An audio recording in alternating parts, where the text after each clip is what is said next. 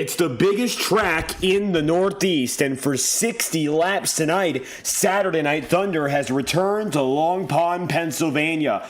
Over the past two races, two drivers have achieved their second win of the season, and after week of brand new winners, our veterans are back in control. Welcome back to coverage live on FTN of the Saturday Night Thunder Grand National Series. Today, the Pocono Raceway returns for the second time this year and the first time this season, as we have 150 miles ahead of us from the 2.5 mile racing circuit.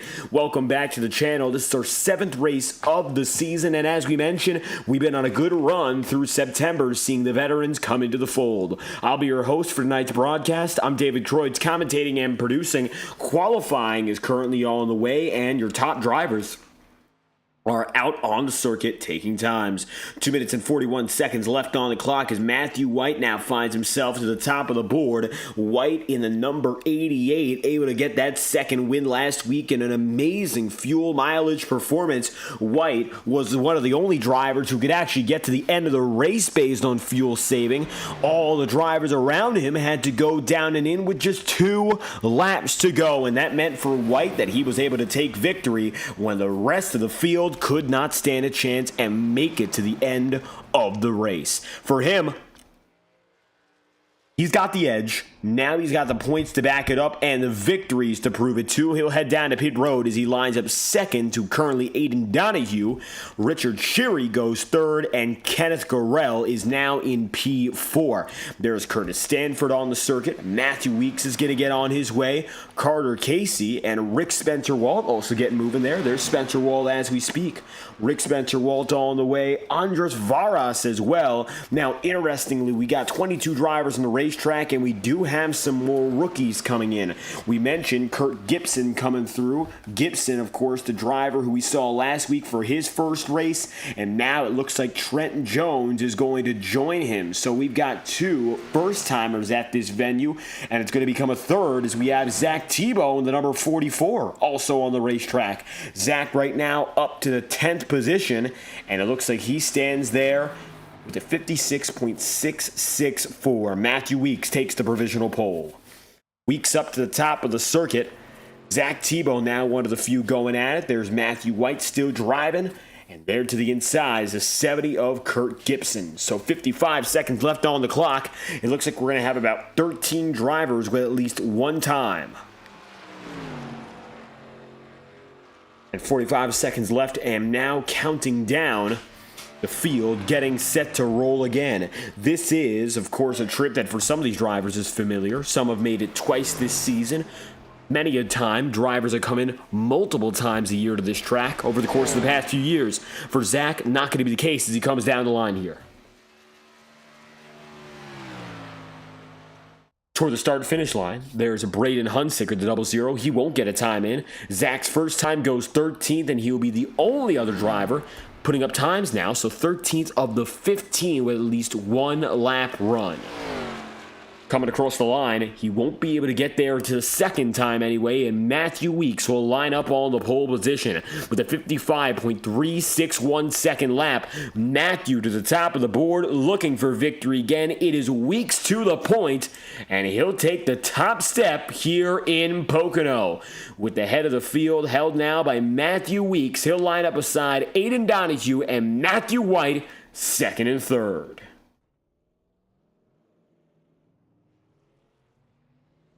Checkered flag will fall on your qualifying lineup for today. 15 drivers of those who registered will take a time, and that will leave us then with 8 of which who have not set foot on the circuit. 7 officially, as it looks like 1 attempt made from Braden Hunsicker. Nevertheless, the rest of those guys in the back of the field will start there. And that will be by force. Nowhere else they can go as we get set to run again. James Thurston back on the racetrack, and notably Jordan Kuntz not with us once again. Kuntz already with a victory on the season, so he doesn't have to worry about making it into the playoff picture. Some of these drivers do, however, and that's where your starting grid comes into play. So let's get to know the faces and names here in Saturday Night Thunder as we go racing for the 7th time this season. Notably, Matthew Weeks is able to take the pole pole position, and he does so with a blistering quick lap. A 55.361 time is a tenth of a second up on the rest of the field. Next to him will be Aiden Donahue in the number 82. Donahue goes second with 55.437 second time, and he too will be a tenth of a second up on the next closest in Matthew White in third. Matthew is about 9 thousandths of a second up on James Thurston. Thurston goes P4, with fifth being Rick Spencer Waltz, sixth being Richard Cherry, and Kenneth Garrell then lining up in the seventh place. John Meeks in the number 24 is eighth, Kurt Gibson in the number 70 ninth, and Vinny Tigler is the last man in your top 10 with a 55.98. Spread between your top 10 is 6 tenths of a second, 6.5 tenths as we go down to driver number 11. 11th place on the lineup, that is Joseph Miller. Andres Varas is P12 with the number 44, a brand new driver, and Zach Tebow there, 13th. Michael Deitch goes 14th. Charles Savitaris is then 15th with Braden Hunsicker, P16. Carter Casey in 17th. Mike Hill will line up 18th, 19th, and 20th. You'll have Payson Lindsay and Cole Wilson, and at the back of your field you've got the number 20 of Trent Jones in his first start, and the number 26 of Curtis Stanford. 11 rows completed and 22 drivers, and at the head of it all will be the number 11 of Matthew Weeks. Weeks with a quick time of 55.361 takes the pole position from Pocono and lines up at the top of the field for 60 laps tonight. That's your field. Got debuting drivers, some their first trip to Pocono, some their first race in this league, and they're going toe-to-toe with the best of the best as we are set to go at it in just a few minutes' time. There's Kenneth Garrell in the 57 here. Kenneth getting on his way. He goes down the long pond front straightaway. A minute and 45 seconds left in this session as Braden Hunsicker has the fastest time. Not expecting to see everyone come out on the track for these warm-up sessions, and it makes more sense at a bigger oval like this. It takes about 2 minutes to put a full run in, that pit road exit, the warm-up lap, and then your fast lap, and we only have 5 minutes in this practice session here, so not a lot of time to really put yourself up to grips. There's Kurt Gibson right now. Kurt is coming up on the back end now of one of your drivers, the 88 in Matthew White, who is a veteran, a multi-time winner, and who else to follow behind and learn from if not Kurt Gibson here. Gibson is going to keep on waiting in the back end and try to follow that groove. White this time by, heading down a pit road. This should be a good lap for the number 70 in the tow. Last time by, it's a 56.19 for Kurt. That's a 56.258, so a little bit slower, but he stayed right there with Matthew White till the end of it. Hunsicker, the fastest guy in this session, and it's interesting that's the case. He is qualified 16th, and he is going to be the final driver who, of course, didn't take a time. iRating, the ranking system that iRacing uses, automatically bumps him up just behind the top 15, but even still, he's got to come from the back of the field all the way up front if he wants to make something happen. Number 20 of Jones, Trent Jones, gets a good lap in there. He goes P5. With a few seconds left on the clock, nobody even close, though, to Braden Hunsicker, and he puts down the only competitive lap of the session, nearly 2 tenths quicker than the next fastest driver in Richard Cherry. Practice, qualifying, out of the way, and while the 00 is fastest in warm-up, it's the 11, the number 11, who is set to lead him off for our main feature. 60 laps, 150 miles, and only one chance to get the job done from Pocono. And one of our best ever drivers at these big racetracks is the man who will set him off tonight with 60 laps to go. The field and the fans packing the circuit. The iRacing official pace car seeing to the inside Matthew Weeks. And with him, Aiden Donahue, James Thurston in the number 9, finding himself in 4th tonight. Rick Spencer Wall, the last man to qualify in the top 5. A great run for him. Spencer Wall, a part-time driver. Today he's going to be that number 31. So watch out for Spencer Wall as he is set to put himself back in order. It's been a while since we've seen him. This is his first race of the season. So like a few of these rookie drivers who are having their first ever races, a little bit of pressure just to get back into the swing of things. And hopefully things go successfully for Spencer Wall. Seen good runs out of him before. I'm thinking the end goal and the overall top goal for that team is to take it to the podium. And if that is going to happen, well, wouldn't be too surprising. Just comes down to execution. Field ready to take on this 2.5-mile venue, one of the biggest on our schedule. When it comes to the American ovals, it's Pocono, Indianapolis, and Daytona all coming in 2.5 miles in length. Only Talladega has them all beat in the form of 2.66 miles, 2 2/3. Talladega is a little bit bigger than almost every other venue in the country, oval-wise, but Pocono stands well. And not only does it stand well, but it stands as one of its own. While Indianapolis is a rectangular-style circuit and has been mimicked before with tracks like Ontario, and of course Daytona is a superspeedway, which has its other forms like Talladega, or now the miniature Atlanta Superspeedway. Pocono Raceway is basically impossible to replicate 3 unique sets of turns and length that is almost impossible to replicate. Now the field's set to go at it this time by, and we are getting rolling with Weeks at the helm.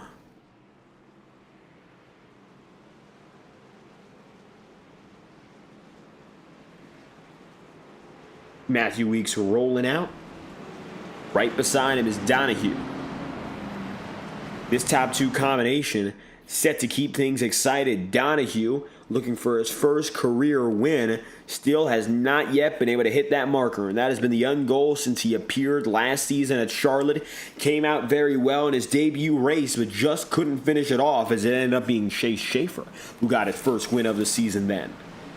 Now, of course, the anticipation is to show that this season Donahue can win and become a real contender to go out there and fight for the title, and a victory will be a huge deal in getting to that goal.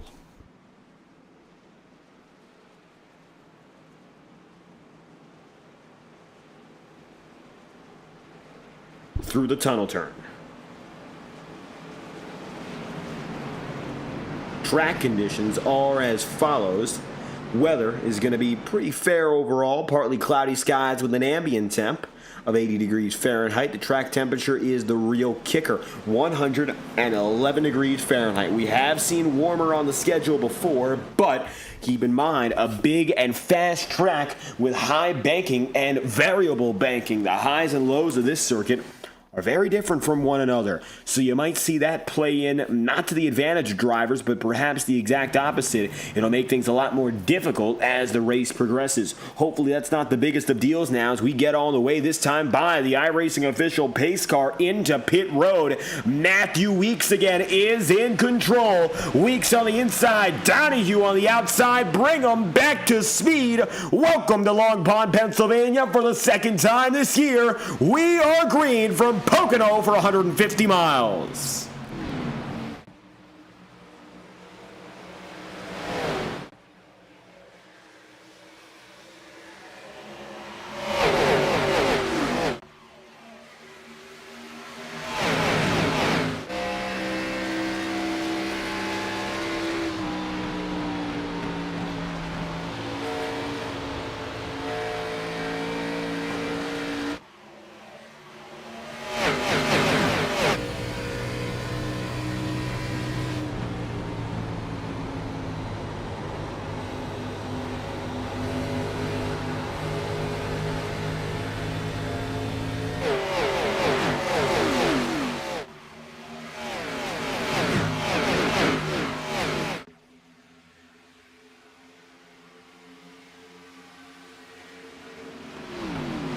Across the line, James Thurston able to take that opening lap and make it his own. He'll take it to the green, and it looks like now he's got himself up and ahead of Donahue, White, Sheary, and pole sitter Matthew Weeks. Falls back to 5th on this opening conquest. Matter of fact, he's now got some pressure again. Here comes the 31 of Rick Spencer Walt coming in quickly.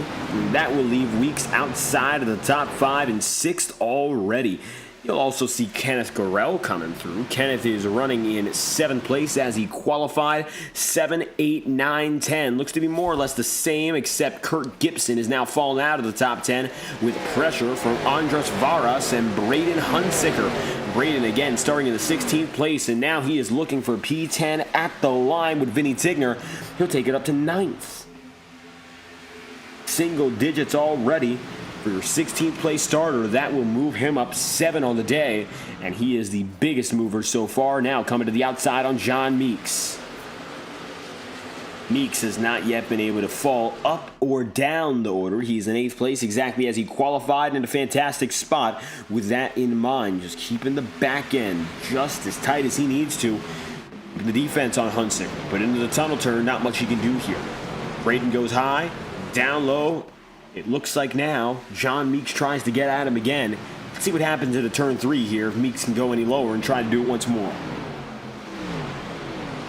The tunnel turn saw them close to side by side, but now it is for certain. Braden Hunsicker is way lower now, getting a nice run off on the outside of turn number 3. At the line, barely going to be John Meeks.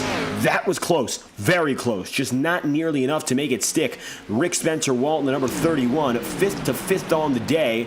Well, he's still watching here as he sees Cheery getting 2 spots up on where he qualified. 4th to 1st is still the ringleader in James Thurston, and Thurston now looking to get it back on top after last week where tire strategy and fuel strategy did him in. Matthew White did the unthinkable and was able to make the long run strategy work and save his stuff. Nobody else was able to do it the way he did, so he ended up winning by the better part of 5 seconds and taking that advantage under green. Nobody else was able to recover quick enough to make up that time, Thurston being one of those drivers at an absolute loss of how he did it.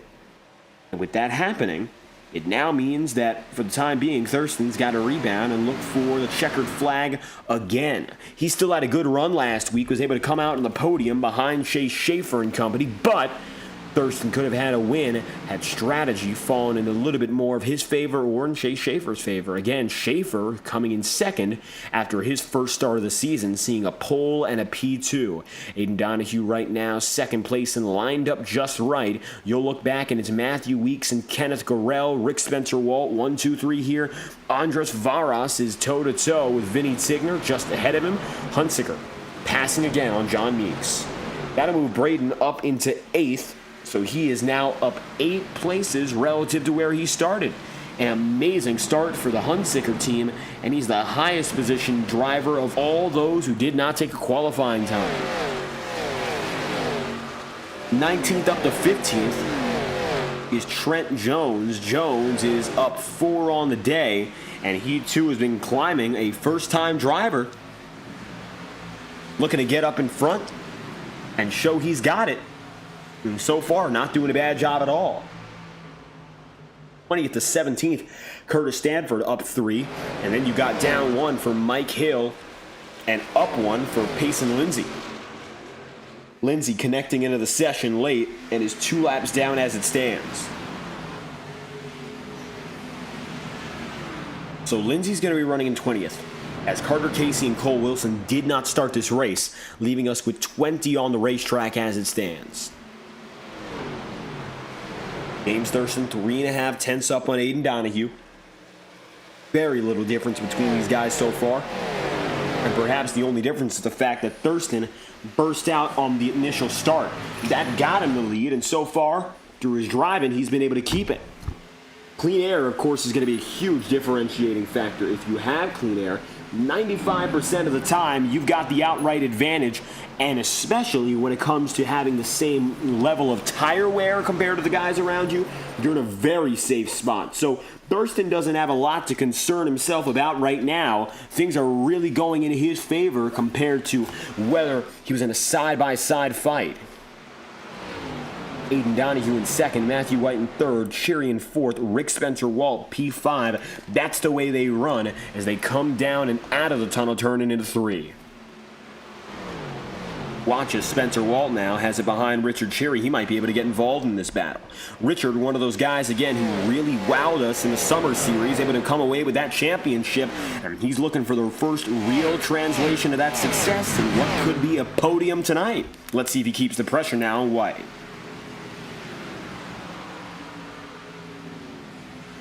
Matthew here, still about 2 car lengths up. Cherry into turn 1. Takes it through in the second groove, all the while Matthew White digs a little bit deeper to the inside. Each of these turns at the Pocono Raceway, modeled after a famous racing circuit, the tunnel turns perhaps the most iconic as it's modeled directly after the Indianapolis Motor Speedway. And that's another 2.5-mile track that we often venture off to. And it's hard to do this track, of course, with one set of turns in mind, since they're all so vastly different. You have such a little amount of banking in turn 3. As you see right now, they're coming into the long pond straight out of 3 compared to turn 1. You go into turn 1 and it's like you're in a bowl and you're being sent to the inside. Meanwhile, when you're going out of turn 3, you're skating to slide through with speed, and that's your big goal. So you can't approach this track with one set of turns in mind, but you need a plan to go through everything. Right now, it looks like James Thurston has changed his plans a little bit, and you see him running on the high side no matter where we are. On the high side of 3, and now the high side out of 1. What does he do here through the tunnel turn? Mostly we see drivers going up to either the all the way high side or right down to the bottom. Thurston that time by going through the middle, and we'll see what he does here again. Keeping a lot of focus, of course, every driver is on what our leader does. Thurston sets the tone of the rest of the field no matter where he is on the racetrack. If he's going down to the inside, you might see a signal then of more aggression. If you might see him on the outside more often, that's most likely going to be a symbol of just trying to save equipment and go the distance. Up high is Rick Spencer Walt on Matthew Weeks. Spencer Walt is still there side by side. On the outside, Sherry stays there as well. Weeks, however, is going to be able to use the inside and get the pass. Crossover maneuver, not quite. Weeks is quicker, and he is objectively so as he careens down the back straightaway here. The back straight into the tunnel turn again, 11 laps in when they come across the line this time by. Through the opening 10, it has been all James Thurston.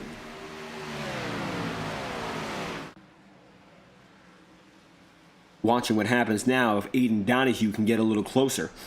Over the last 2 laps, he's been able to reel in the gap ever so slightly. Take a look at the numbers over the last 4, though. As far back as 0.6 of a second at the line this time by, he's going to be able to cut that gap in half. That goes from 0.6 to 0.32. So a halving of that distance and a big, big run out of that last lap to gain more than 0.2 of a second.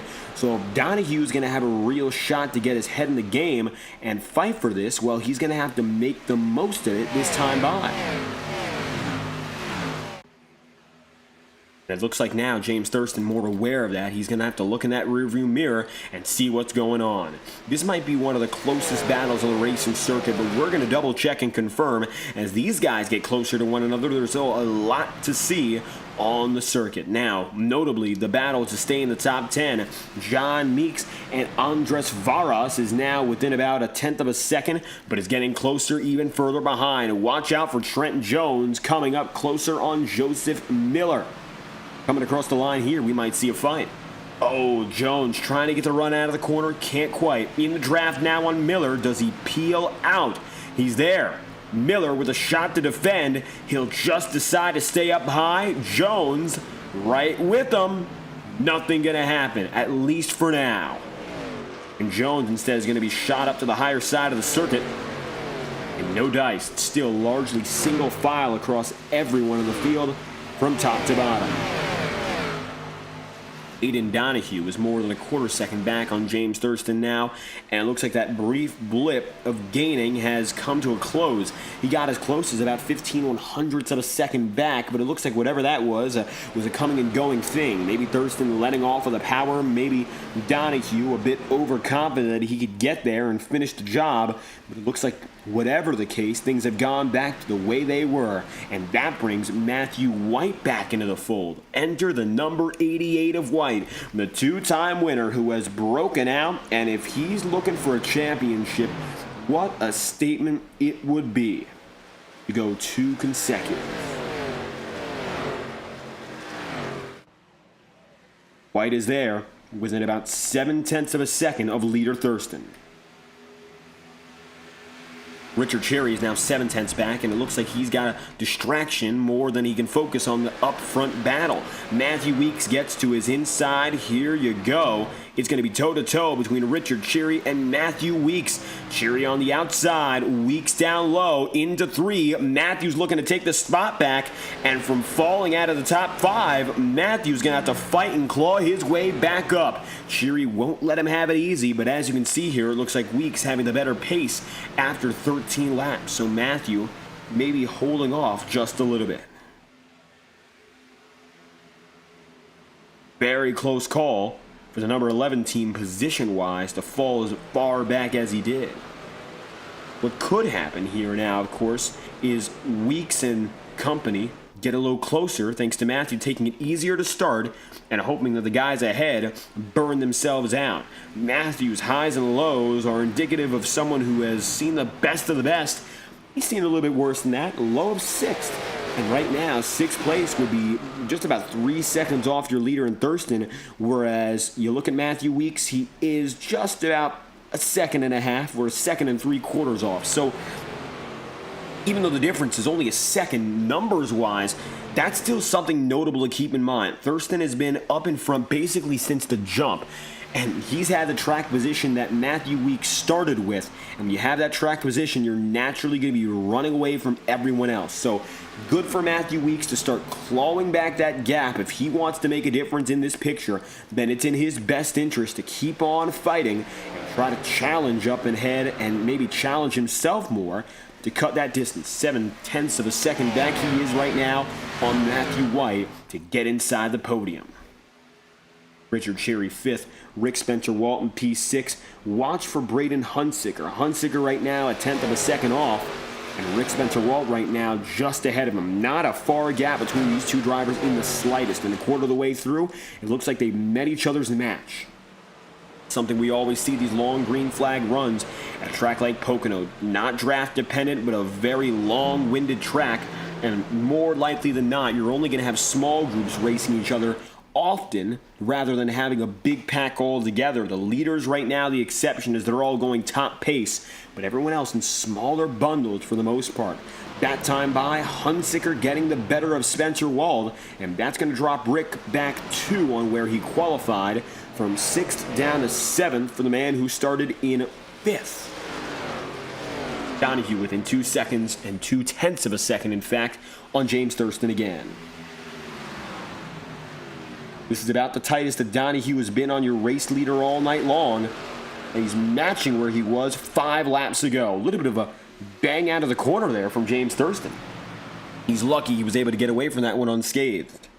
Seen drivers flirting with the outside wall, getting close to getting there, brushing up slightly, but no big damage. Drivers can't afford for a little bit of a right rear quarter panel tap. Maybe they can afford to brush up against the wall once or twice, but at the speeds we're going, it's highly unlikely you'll get away with anything more than a very, very light brush. Into turn 1, James Thurston is kicking at 190 miles an hour, goes all the way down to 130 through the apex of 1. There's a 60 mile an hour range and speed just through the opening sector. huge. And if you don't hit that properly, you might lose a lot more speed, not just by not doing the turns proper and losing more speed through the corners, but also by trying to get the speed back up as you run through into the next segment. It's a flowing racetrack, and while it's hard to keep the flow with different pieces, you've got to be consistent segment after segment or it will affect you for laps to come. Donahue, anywhere from a quarter of a second to as tight as 14 one-hundredths of a second back. The gap is 27 hundredths as they'll cross the line again. Thurston still maintains. Officially 270 thousandths of a second between Thurston and Donahue that time by, so right on the number as the top two progress. Braden Hunsicker is now up 10 places, occupying 6th from 16th in qualifying. An amazing day so far for the number 00 crew. And of course, he's the biggest mover by a wide margin and a considerable work ethic to get from the back of the field on up. 18 laps in out of 60. We're coming to 19 this time by. Rick Spencer Walt there in 7th. Vinny Tigner 10th up to 8th. Kenneth Gurrell 7th to 9th. And then you got John Meeks. Meeks is running up 2 spots. And now actually down 2. He's been up and down, falling to 10th. He's the last driver in your top 10. Then there's Andres Varas and Trent Jones. And Jones so far has had a good day. Trent going from 19th up to 12th on debut. So there's a very realistic opportunity for Trent Jones to become perhaps a first-time top 10 finisher in only his very first race. Great to see out of a rookie who right now is climbing the ranks slowly but surely. Next to compete against will be Andres Varas in the 84.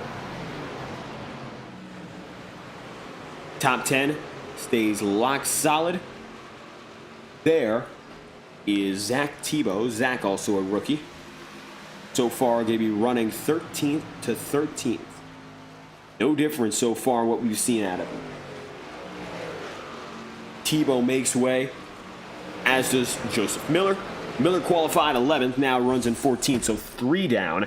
And then you've got Curtis Stanford. Stanford is now up 5 from 20th on the grid, so some good moves made so far. The only driver off the lead lap is going to be the number 97 of Payson Lindsay, showing up just a little late, and that's been the problem, just showing up as soon as the race started, which means connecting to the session and getting on track 2 laps later. Otherwise, solid night for Lindsay, but 20th is where he runs.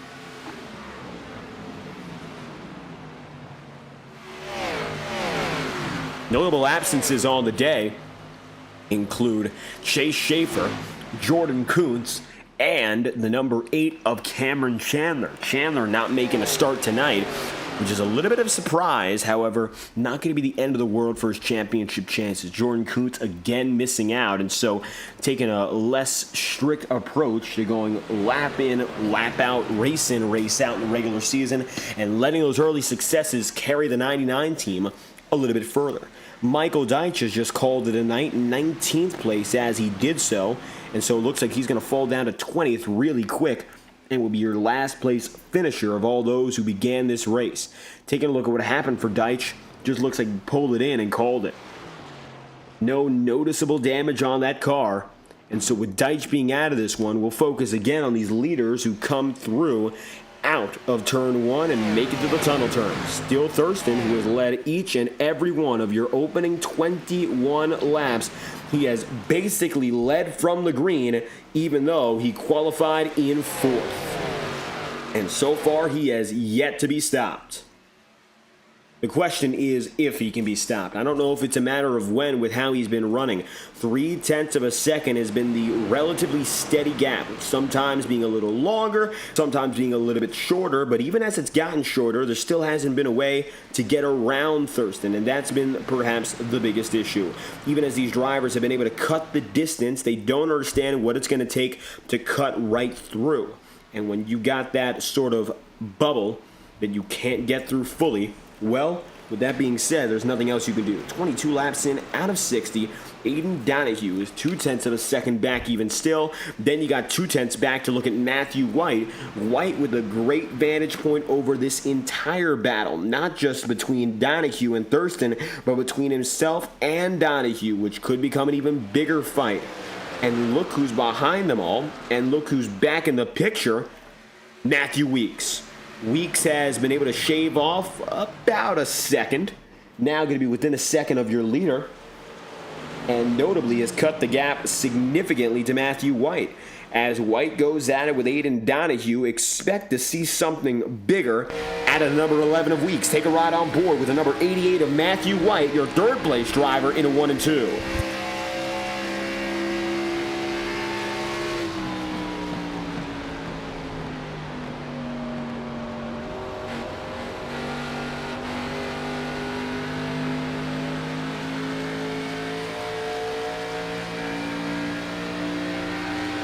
Matthew clawing down that gap. In the meanwhile, the battle for second place is going to continue on.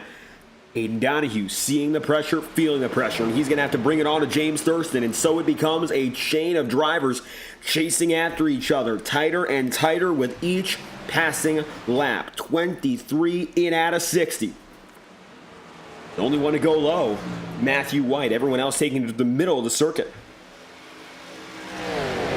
Coming out of 3. No issues right now for the number 9 team. Thurston remains advantageous overall.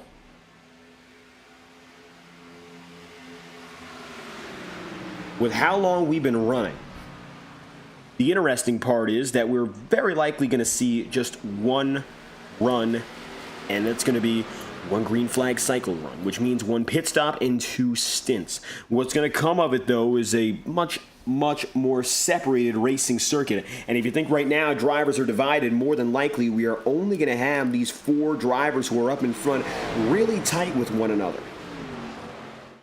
And as that's going to happen, you'll see less and less competition further back. Still some smaller examples of drivers going at it here. Kenneth Gurrell, Rick Spencer Walt, contact! Spencer Walt into Gurrell. That sees Kenneth go high.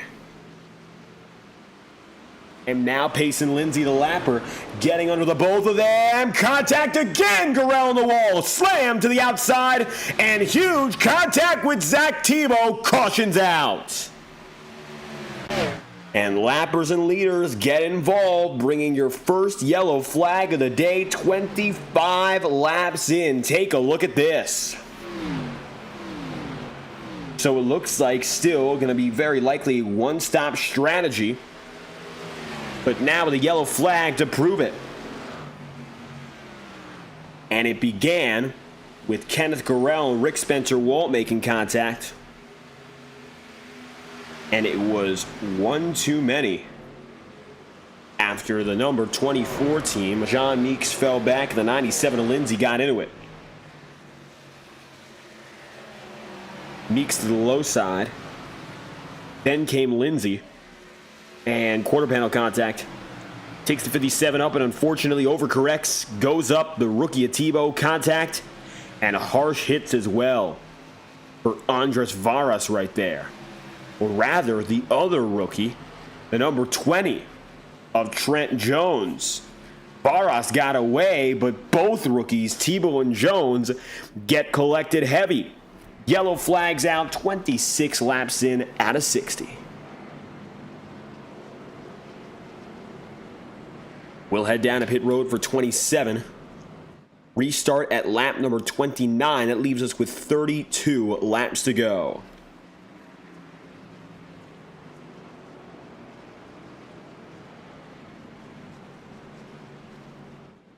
Thurston, Donahue, White, and Weeks are the 1, 2, 3, 4 that'll lead the field in.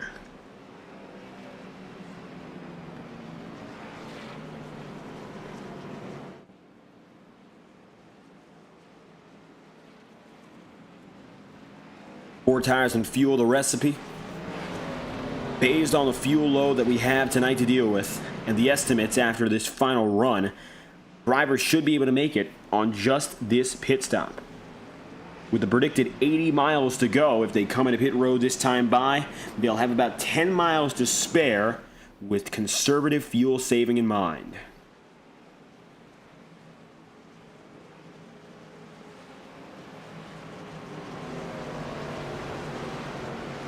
It begins This time through. First pit stops of the day for all of your leaders. They come in as one, and it's leader Thurston who has had it since the jump, and he's still in control. Perhaps a chance that he could lead all 60 tonight.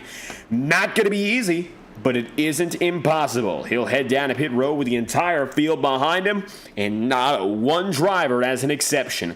Well, there is a one. Payson Lindsay. And a 2, Kenneth Gurrell. They'll be getting a lap back this time by, and that'll bring him back up to speed. But everyone else, they're all coming down together. Your lead lap guys come as one, and everyone's watching to see if Thurston gets out first, if Donahue gets the better of him, or if there's going to be an upset on pit road. Thurston ahead of Donahue. So it's going to be textbook as James gets it ahead, then Aiden Donahue, then it's going to be Matthew White, Matthew Weeks, Richard Sherry, and Rick Spencer-Walt. You'll have from there Vinny Tigner, John Meeks, Andres Varas, and Braden Hunsiger, your top 10. As the rest of the field lines up and gets on their way. We'll come back to green with lap 29, your next lap in motion. But until then, we'll take a brief step away with a message from our friends at iRacing.com. With over 17 years in the business, iRacing Motorsport Simulations is the best place to go for the best online simulation racing of any discipline. Stock car racing, Indy cars, endurance, anything in between, they have it, and it's about time to get to business with iRacing. Visit their website at iRacing.com to learn more, and we'll be right back after this. 27 laps in out of 60. Stay tuned to SNT on FTN.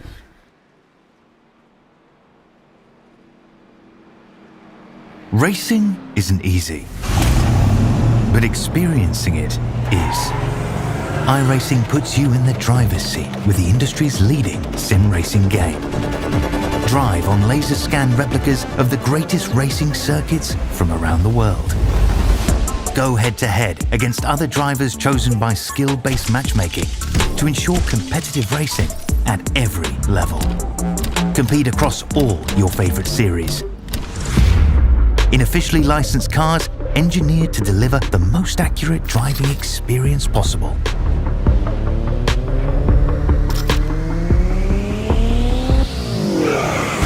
Join a race or host your own with players from across the globe. Race against the computer or in a league with friends. Feel the thrill behind the wheel. Visit iRacing.com.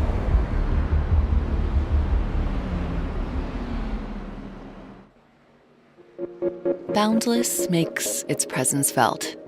It will not be ignored. We're helping turn ideas into reality with a wealth of building products that take every architectural style to the next level. This is what it's like to imagine, build, and transform anything we want into exactly what we seek. This is what it means to be boundless. Thurston and Donahue are still your 1-2 punch, and they have been for the better part of the past 30 laps. We're looking to bring this first half to an end, the second half to a beginning, and perhaps we're going to start figuring out who really has the stuff to go out here and win for the Pocono Raceway tonight. First caution involving, among others, Zach Tebow, Trent Jones, and a heavy hit for Kenneth Gurrell. We'll get back to business this time by with 19 on the lead lap. Payson Lindsay only one lap down and only one retiree in Michael Deitch. Let's get back to it again this time through.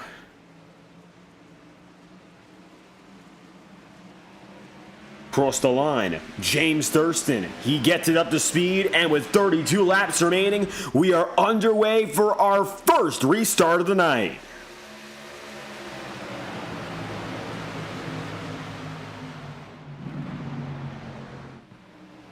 Thurston, Donahue, and Matthew White. Your 1, 2, 3 in that second place lineup could become a little bit different. Oh, 8400s follows all the way down to the inside. Rockets to the inner portion of the track. Out of control. He's left alone. We stay green, waiting for the call on the field. But Varas, at top speed, drops to the inside and falls out of contention. Watch this. Andres coming out of 1. Oh, just slightly taps John Meeks, and that is it. Huge hit. The front end is destroyed, and Varas is all but done for there. He will have to get it to pit road by some means, and as we take a look back to our live footage right now, it looks like he is still puttering around the circuit in a heavily damaged race car. You can see it is chattering as he comes across the circuit. All the while, Thurston still in control, no problems for the 96. Aiden Donahue is in second, and P3, Matthew White. John Meeks is still racing. He's in 10th after that contact, and unfortunately, I don't think there's any reason to say that was intentional, which just means a horrible, horrible circumstance for Varas to just slightly make contact and get knocked down the track.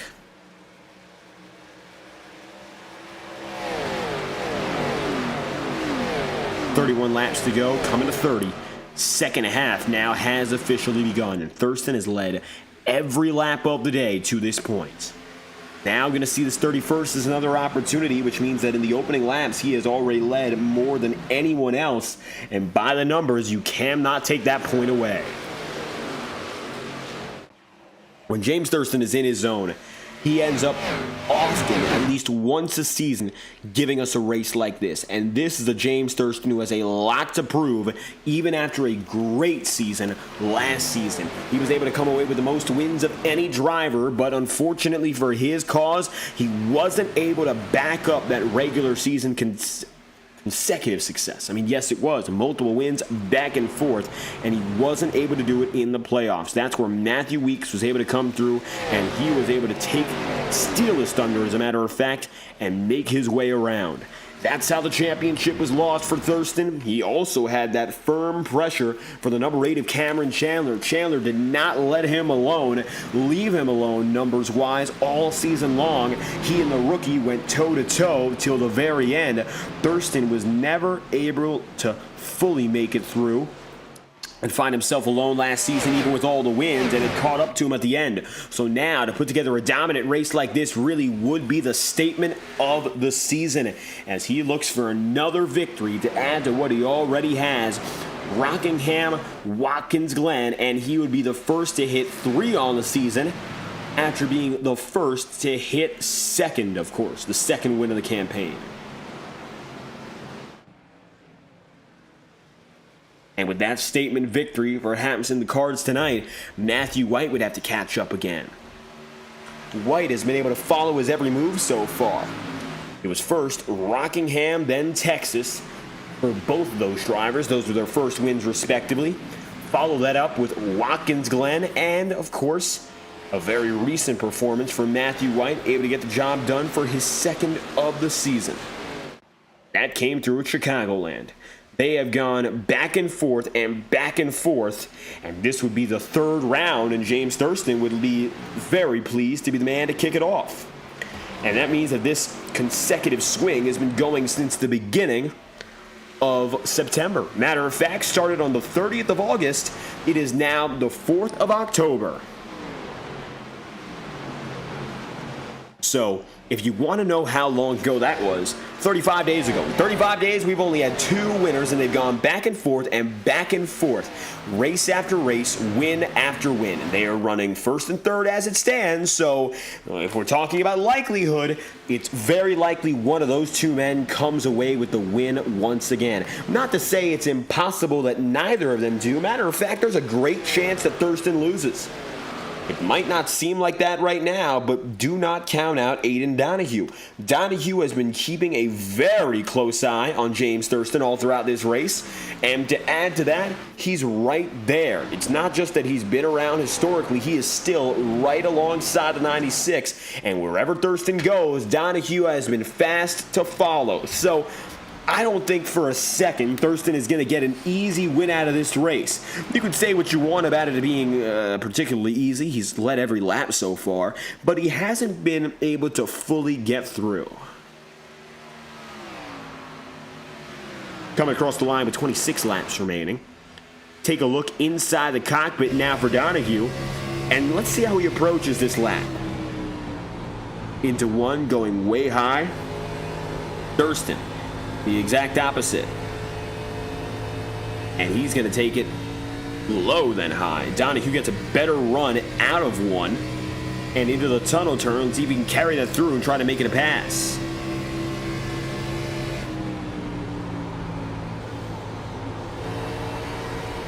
Donahue loose, sliding up the circuit. He stays with it and doesn't lose a lot.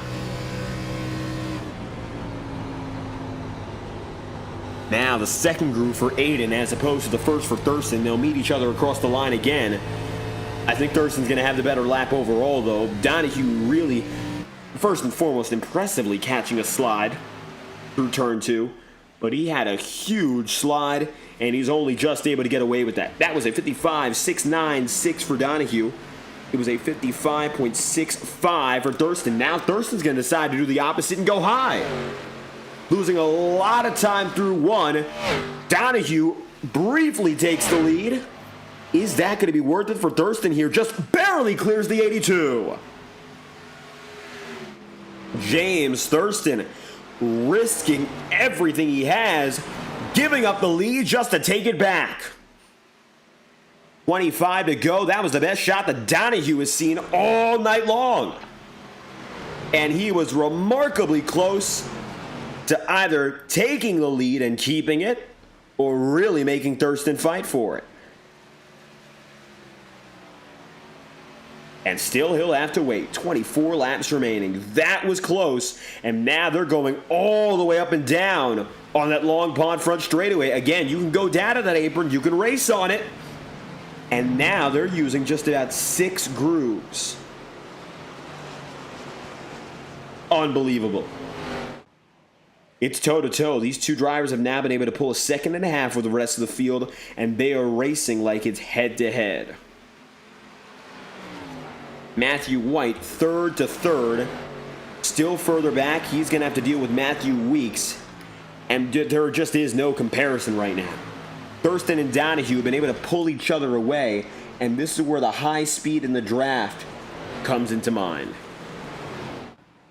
What's interesting about it is, of course, this isn't one of those super speedway style tracks where the draft is everything. But when you're in that phase where you're locked in 100% on putting the best laps in possible, it still matters because these two will pull each other through. Now Donahue gets to the inside again with 23 laps to go. Doesn't look like it's going to work for much. Thurston with a better run out of the corner, and he will stay clear. With 22 to go, up next time by, wow, Thurston skipping up and down the track. He'll come back through the tunnel turn. 22 remaining. We're going to thank our friends at Whiplash SimCams and give you the best demonstration we can, cranking it up with iRacing's best camera packages. If you're a broadcaster on the up and up and you want to learn more about what it's like to work with the best, it all starts with your cameras, and you bring it to the next level by using Whiplash SimCams. Free trials available on their Discord server. Check them out today on their social media platforms. As now from Long Pond, Pennsylvania, let's get loud and proud all over again. The battle for the lead is close, and we've still got the whole field racing.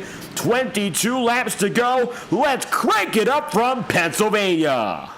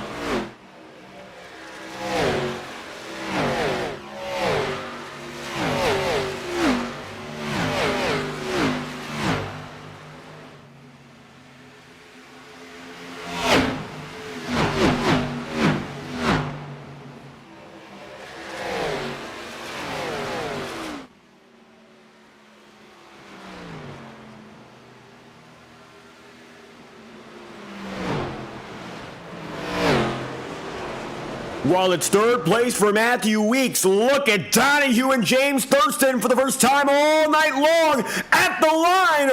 Donahue leads a lap. 0.08 of a second ends a streak of over 40. And Thurston, for the first time tonight, has been denied. Donahue, 1 lap led. By a fraction of a second, mind you. And now it looks like Aiden's got the win in his sails, and Thurston maybe a little bit less so. Watch this. Coming back to the inside again, James Thurston looking for what could have been the second performance this year in FTN where a driver leads every lap.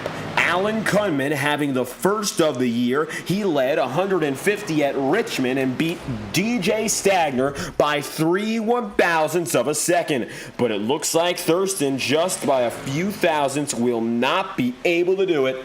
And so now he'll find himself just trying to finish the job for a win. Oh, and how bad it is. He'll only be able to lead up to 59 laps now in this state if he goes the rest of the way. Really a tragedy.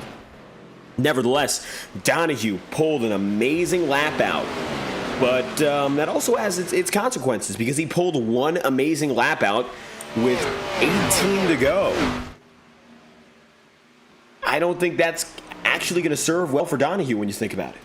The long-term game is all about the surprise at the end. And Donahue, he pulled a load of tricks in that one lap just to barely squeeze out the lead. Barely squeeze out the lead. That came down to 1,000th. Well, just a few thousandths anyway. So what happens now that he's seeing the pressure of Matthew Weeks? It looks like he's already fallen back. And perhaps really fighting just to eke that out ends up making it harder for him to try and actually win this one with 16 laps to go. That's something to think about.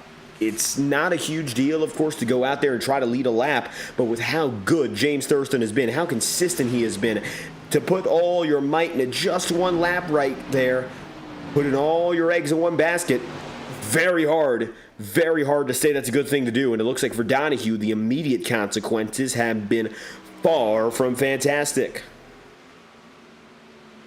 Matthew White takes it up into fourth. Matthew Weeks is in second. The Matthews have stayed around each other for the better part of the entire season, and they're very, very similar drivers in terms of how successful they've been over the past season and a half. Of course, now Matthew White has gotten 3 wins in the past 2 seasons. Weeks, with those victories from last season carrying over, same numbers.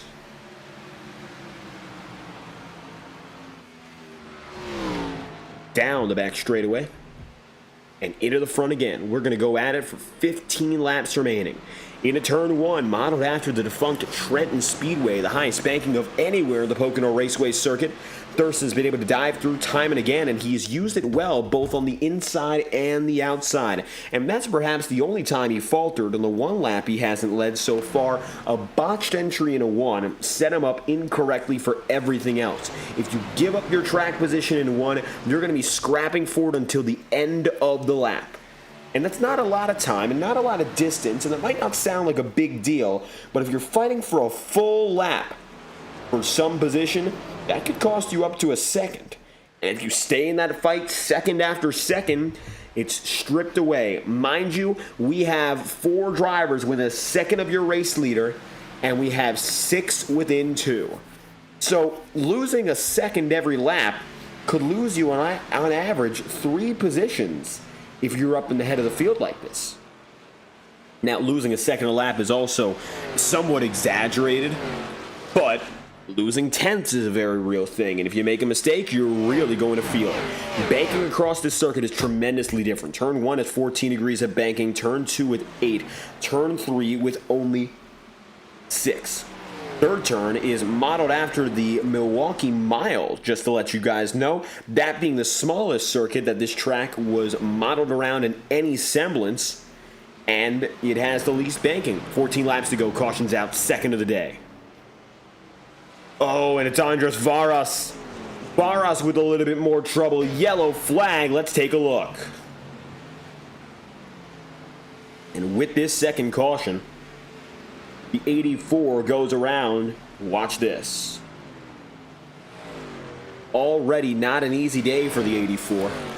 As at a turn 1 beforehand, he ended up making contact with John Meeks and getting sent across the circuit. And interestingly, he was coming up on John Meeks at the time of this contact here. So let's see what happened. Oh, incident ahead of him. And it's the number 20 of Trenton Jones where it begins.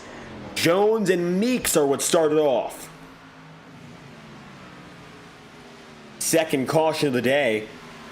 And for the second time, this time as a main part of it, the rookie in the 20 is involved.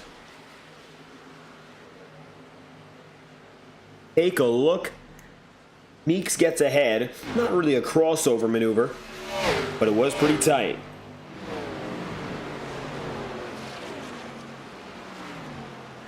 Side by side. Jones.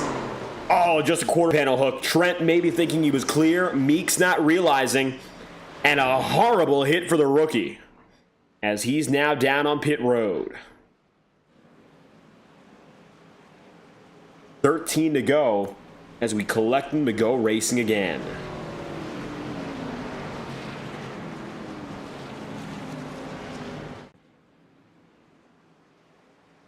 We will head to green with what will be, at most, 10 laps to go.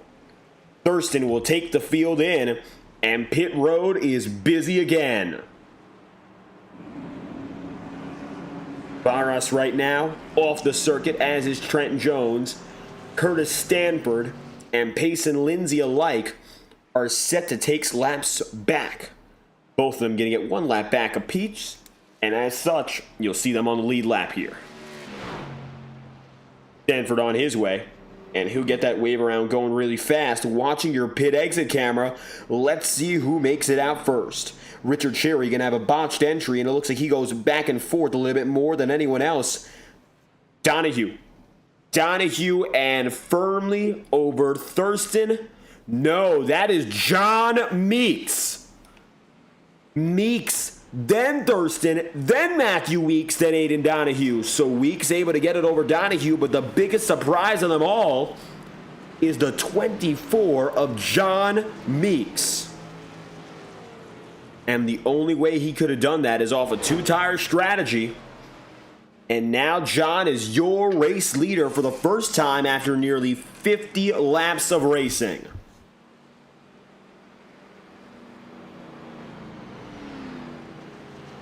Whether it's a botched stop and he has to come back in again, or he's doing it just for the bonus points, it's a huge risk to take if you're looking at the number 24 team.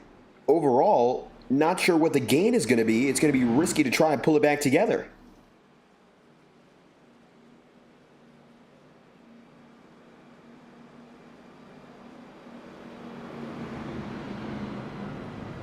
Ten to go, we go green.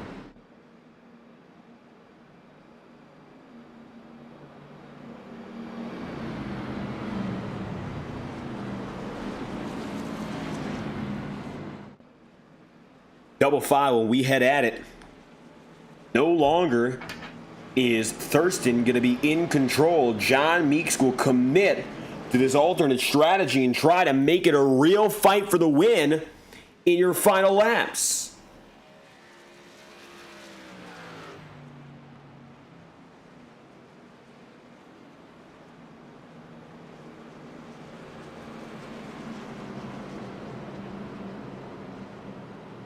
Meeks to the bottom, Thurston up top.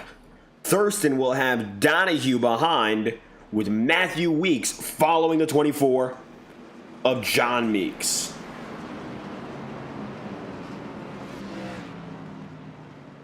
What's to come of this one, of course, we'll find out. Always a risk when someone on an alternate strategy leads the way and he's got no buffer and no other holdouts to follow him through. So Meeks is the one of one, and there's really no basis to compare him to. Whatever happens here, he's the only one we can really follow.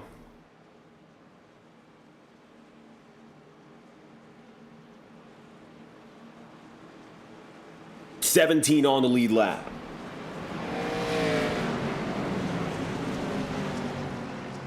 We'll head to green this time by, and it will only be 10 laps to go. Any caution after lap number 55 sends us into overtime territory.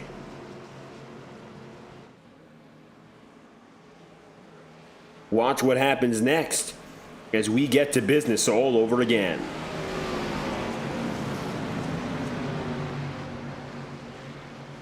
Meeks, Thurston, ready to go. The inside goes the pace car.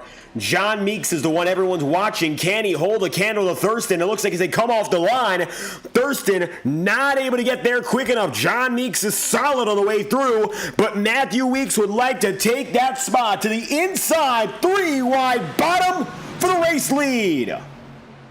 And Matthew Weeks has it made. Meeks down the middle is going to be shot 1, 2, 3, 4 spots down already, maybe 5. And contact, Joseph Miller goes down there with a 31 of Rick Spencer-Walt, calling the field as a caution. And a fast one at that. So take a look as the number 16 of Miller, the 31 of Spencer-Walt, are involved almost immediately in this yellow flag. Miller starting from the high side, Rick Spencer-Walt from the bottom, and very quickly they met. Oh, Miller, he just wiggled on his own down to the bottom and looks like he needed a little bit more space to straighten out. And unfortunately, Spencer-Walt met him there. One more time, watching from the onboard of Rick Spencer-Walt. Take a look at this inside the cockpit.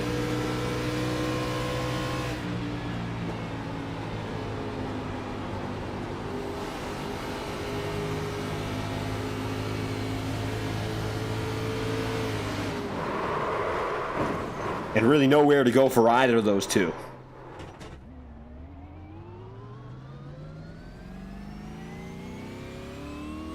All things considered, another time with the wrong place in the wrong moment for two drivers causes the problem. 9 laps to go. Spencer-Walt back with him. Matthew Weeks to lead. James Thurston now on the outside as John Meeks rapidly drops down to P6. Coming to the green with about 7 laps to go. We'll take a step back again and give you some non-stop coverage from our friends who make FTN Broadcasting possible. We'll return after these messages and you won't miss a thing. Keep an eye on the right side of your screen and you'll see who's leading and when we're heading back. We'll return right after this. Thank you for tuning in live on FTN. The final laps from Pocono are yet to come, so stay tuned. This message is brought to you by the rebrand of Throttle Graphics and Designs. This publication may not be reposted without the authorized written consent of Throttle Graphics and Designs. NASCAR Camping World Ford F-150. NASCAR Xfinity Ford Mustang. NASCAR Cup Series Next-Gen Ford Mustang. Arca Menards. This has been the publication of the redesign and rebranding of Throttle Graphics and Designs. This message may not be reposted, republicated, or rebroadcasted without the authorized written consent of Throttle Graphics and Designs. Thank you, and thanks for your time.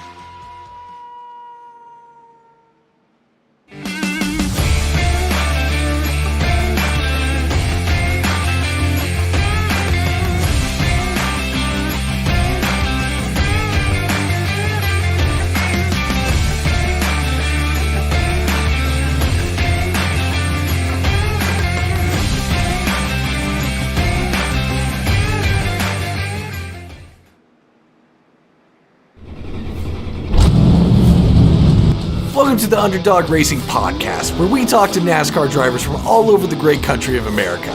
Each week, we chat about the latest races, share stories from the track, and get to know the drivers behind the wheel. We break down the action, hear from drivers about their experiences, and dive into what drives them to keep racing. Whether you're a longtime NASCAR fan or just curious about the sport, this is the place for you. So tune in to the Underdog Racing Podcast, your inside look at the world of NASCAR. Catch us every Wednesday at 6:30 Eastern.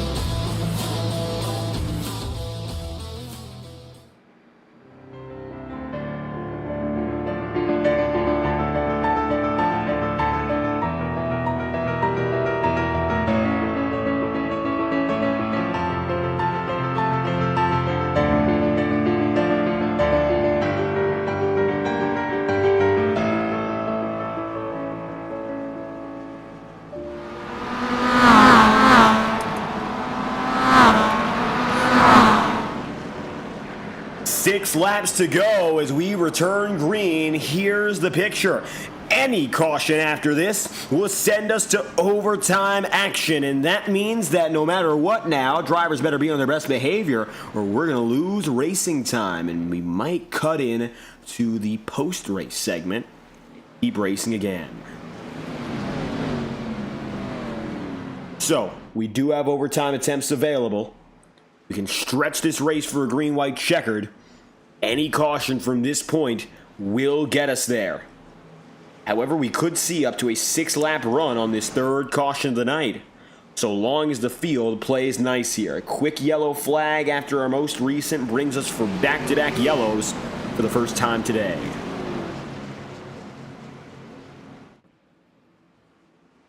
Out of turn 2 and into Milwaukee. Weeks, Thurston, White, and Donahue. Thurston has led the most laps on the day with over 40 led. He still holds control. Let's see what happens now. Vinny Tigner, 10th up to 7th. Braden Hunsiger is still your biggest mover. 16th to 5th, gaining a total now of 11 on the day.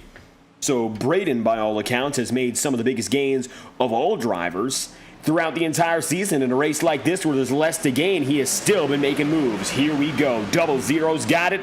Green flag is out again. It's now going to be 6 laps to go. Leader Matthew Weeks gets the surge. Thurston boxed in by Matthew White.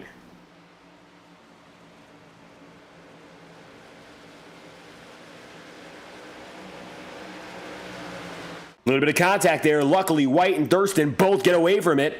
And Thurston now is going to be running in P3. Side by side for the race lead. Thurston with a surge. He'll get right to the back bumpers. Contact. Matthew White going to take the lead off a nudge from Thurston. And I know James didn't want to do that at all, but he had nowhere to go in his own run, so he's going to have to back off and give him a little bit more space with 5 laps to go. A little bit more time and maybe some more patience is all that's needed as Donahue goes low and boxes the 96 in.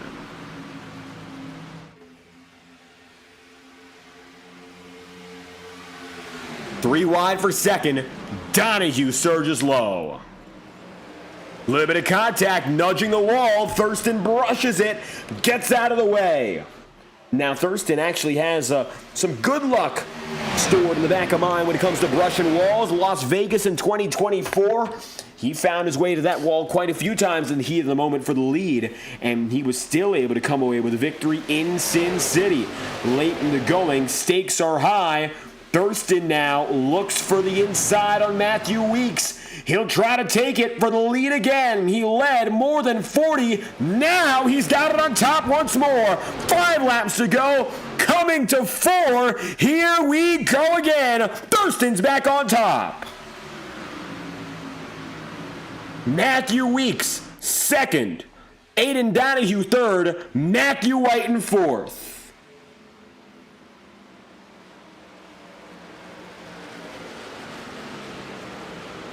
Double file again. Thurston took the lead once. Weeks gonna take it back.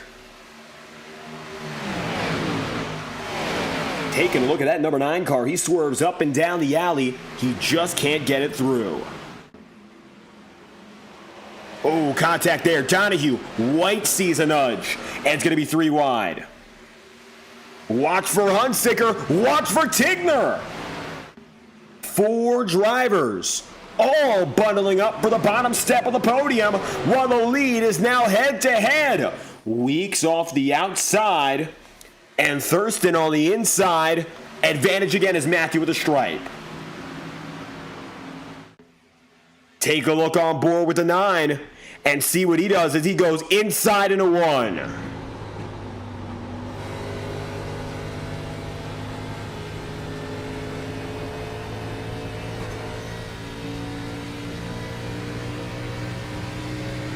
Now with the edge, down through, into the tunnel turn. What will Weeks do about it? You see, you can't see him behind. They're still side by side. Weeks low. Thurston trying to get it together. He skates up slightly, but neither touch the wall. Coming to 2 laps to go up next.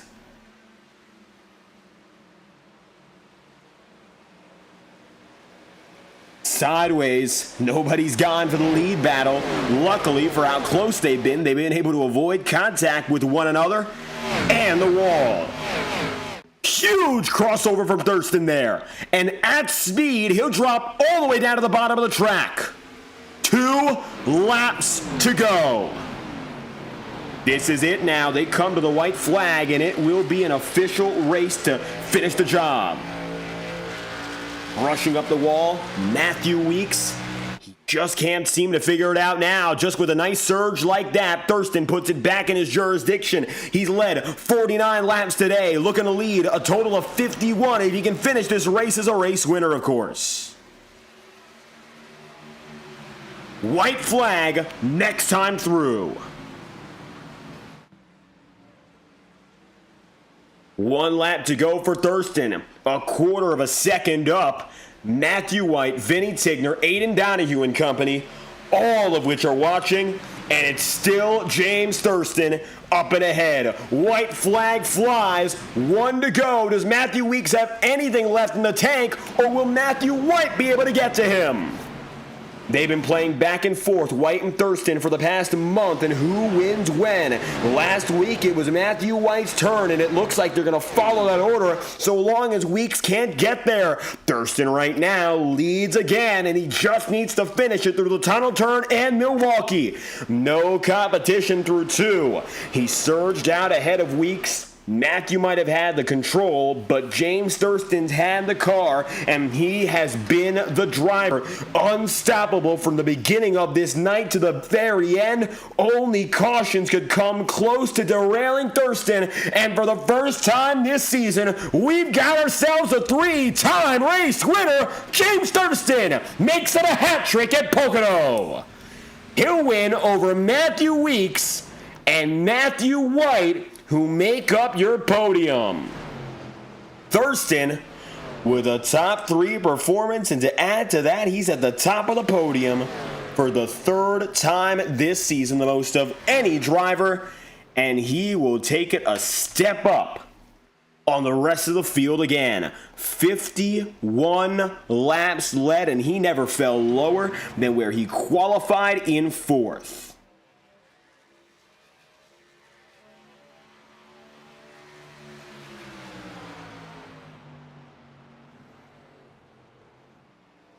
Now to celebrate, and no doubt about it, a performance worth celebrating. We mentioned he led a lot of laps, and he still gets away with the win, but it was far from easy. And to burn it down is James Thurston.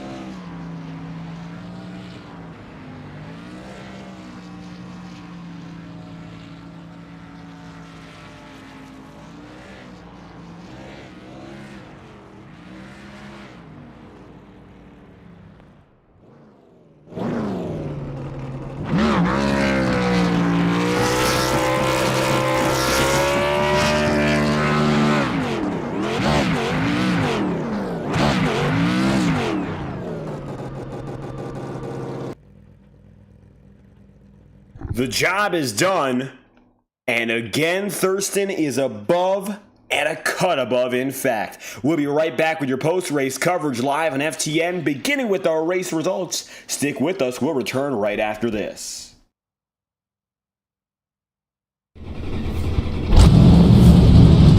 Welcome to the Underdog Racing Podcast, where we talk to NASCAR drivers from all over the great country of America.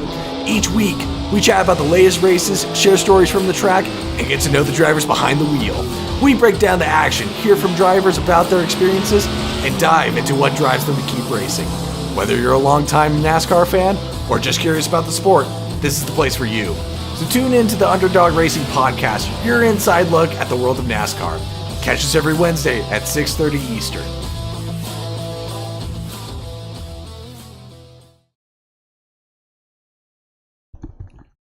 James Thurston, the winner over Matthew Weeks by 0.3 of a second, leading all but 9 laps on the day. And of course, that was perhaps the expected outcome, but Matthew Weeks did not make it easy. Then you'll have Matthew White again on the podium, today taking 3rd with Aiden Donahue P4, Vinny Tigner 5th, and 6th place to Braden Hunsicker. Zach Tebow on his very first start finishes today in 7th. Great run for him. Richard Cherry 8th, Payson Lindsay 9th, and John Meeks goes for P10. 11th place on the day after that. Kurt Gibson with Rick Spencer-Walt 12th, Kenneth Gorell 13th, Charles Savita-Reese in 14th, and Mike Hill 15th with Curtis Stanford, Joseph Miller, Trent Jones, Andres Varas, and Michael Deitch wrapping up the top 20. And all drivers who started, as not starting today, include Carter Casey and Cole Wilson.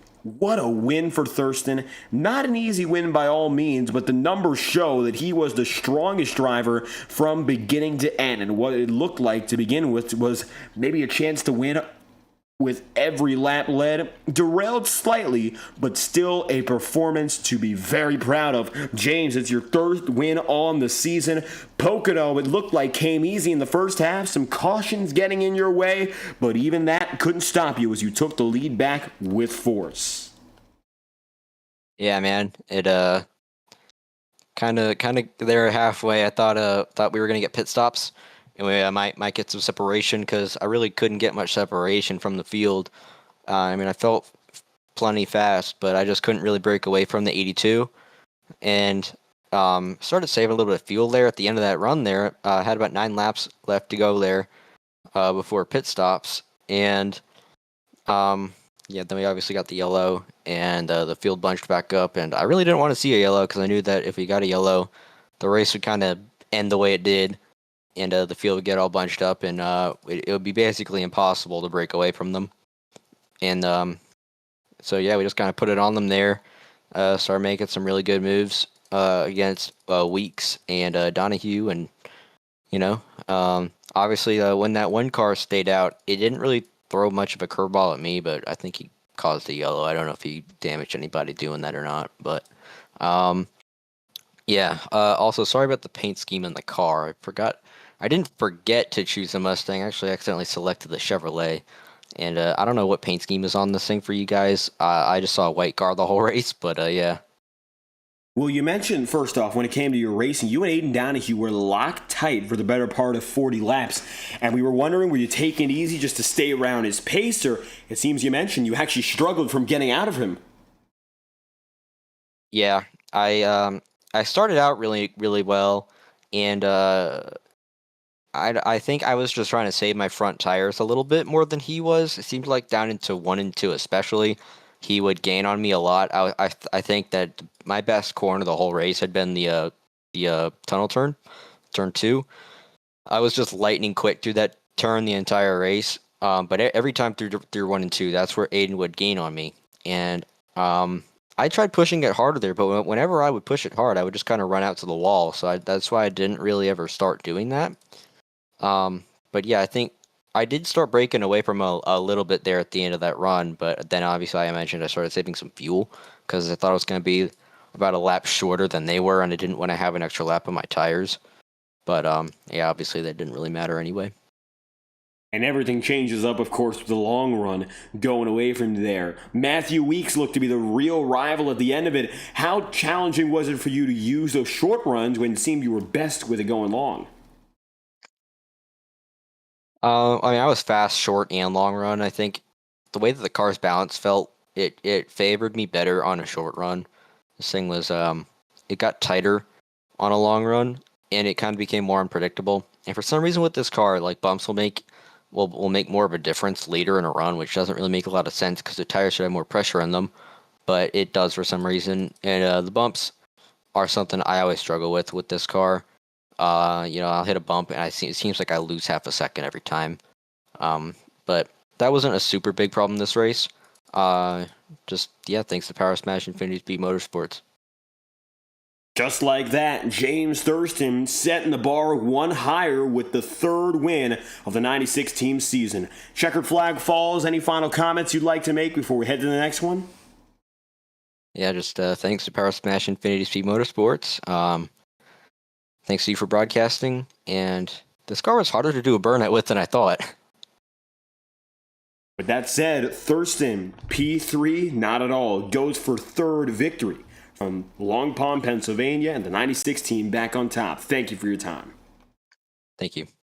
Thurston wins it. Unfortunately, as it's been all season, very hard to get a reach on Matthew White, and again, he will elude us, which will lead us to Matthew Weeks, which is just fine. Matthew finished second today, and while he didn't have the best of stuff to begin with, maybe to fight for the win, your pole sitter dropped back out of the top five, got back in there, and when he got back into that leading fold, never left to finish second, and perhaps if there were a few less or maybe a few more laps, whichever way it swung, Matthew, you could have given him a better run to maybe take that win. I don't know. I got some damage on the rear when I kind of threw the little half block on the straightaway there, so I think that affected me there toward the last 3 or 4 laps. It really made me really loose, and that's what I was struggling with. But if we never had that caution, it went green. I think I had it because the car was just so good on the long run. And you talk about the long run, and that's where we saw you go from outside the top 5, cutting seconds back on the lead. And it looked like you were making gains before that first green flag cycle came to effect. So what was your plan overall there before things got cut?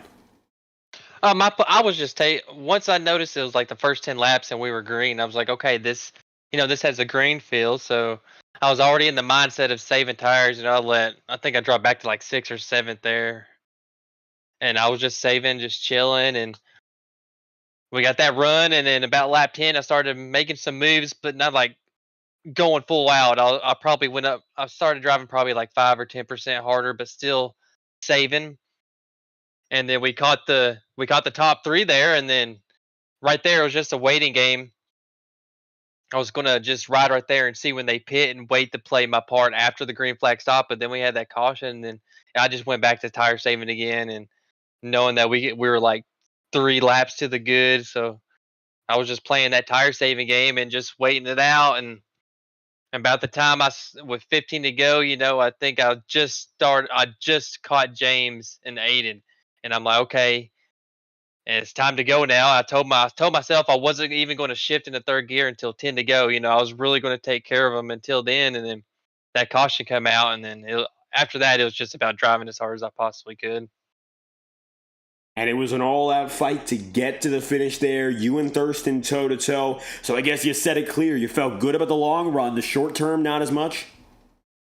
I mean, yeah, I did. It's just I'm never very good on the short runs. I'm always a long run type of guy. So if it comes down to like restarts like that, I never give myself a good chance of winning the race. So I knew I was at a disadvantage. We know when we were restarting with 10 laps to go right there, and he's always quick on the short runs anyway, so I was still behind, and then we were doing good. I felt pretty good. I figured some things out there, and then that block I threw just gave me the damage, and that pretty much just ruined the chances. And so it's good to come out with a P2. I mean, it's been a rough season, to be honest with you, so I'm glad to try to get this thing turned around. Now next week, to keep the good times rolling, maybe one spot higher, the end goal as we return to Charlotte? Oh, yeah, dude. Always.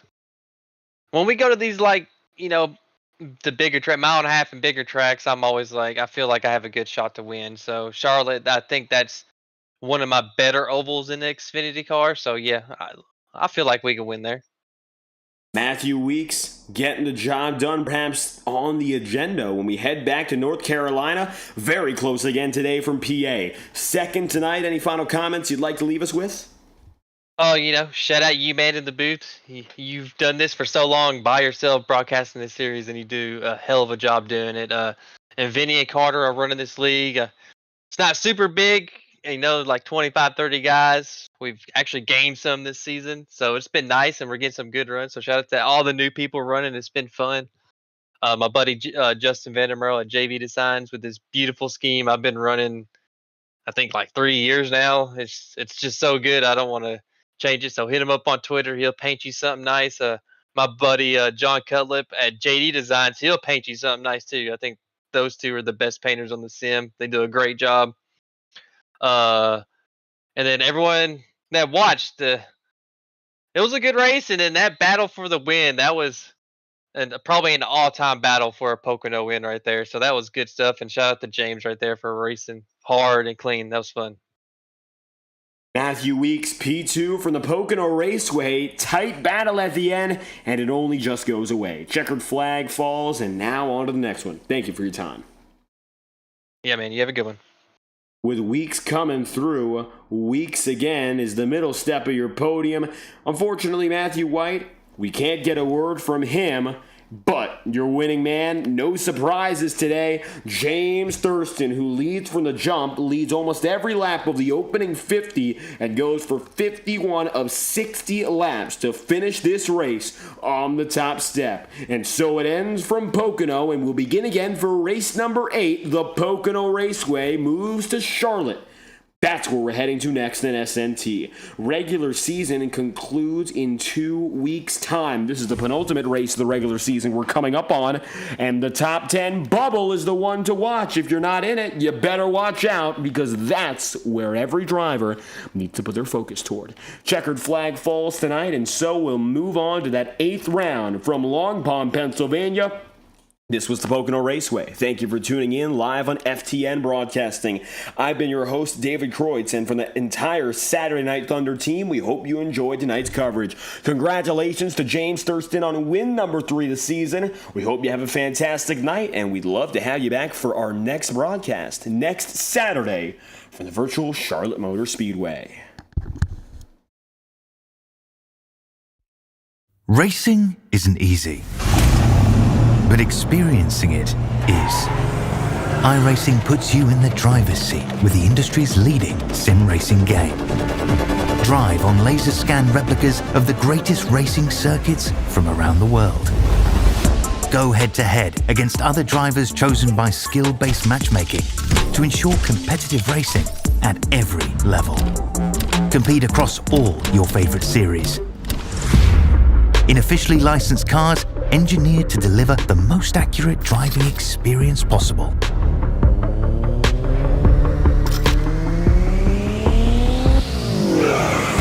Join a race or host your own with players from across the globe.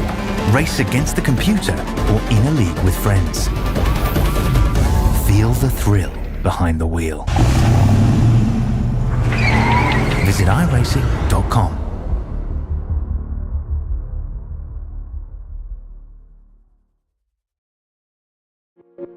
Boundless makes its presence felt.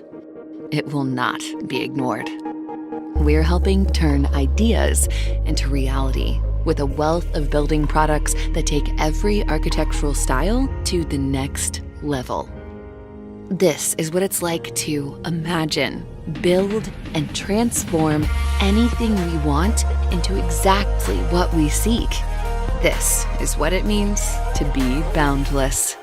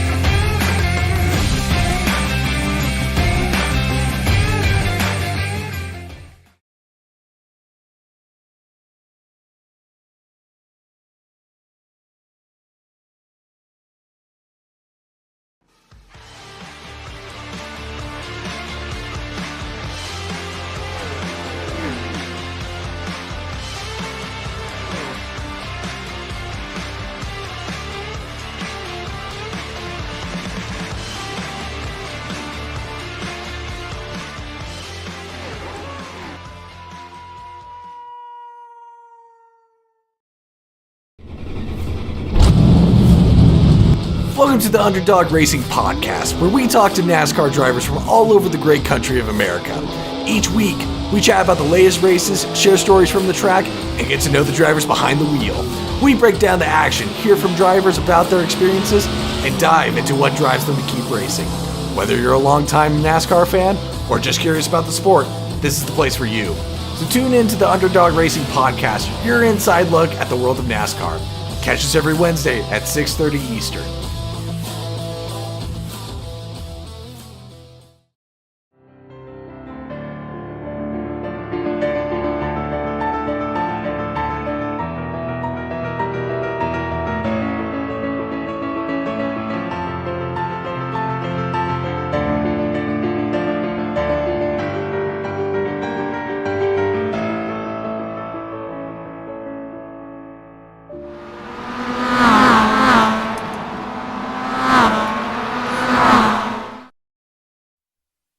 This message is brought to you by the rebrand of Throttle Graphics and Designs. This publication may not be reposted without the authorized written consent of Throttle Graphics and Designs. NASCAR Camping World Ford F-150. NASCAR Xfinity Ford Mustang. NASCAR Cup Series Next-Gen Ford Mustang. Arca Menards. This has been the publication of the redesign and rebranding of Throttle Graphics and Designs. This message may not be reposted, republicated, or rebroadcasted without the authorized written consent of Throttle Graphics and Designs. Thank you, and thanks for your time.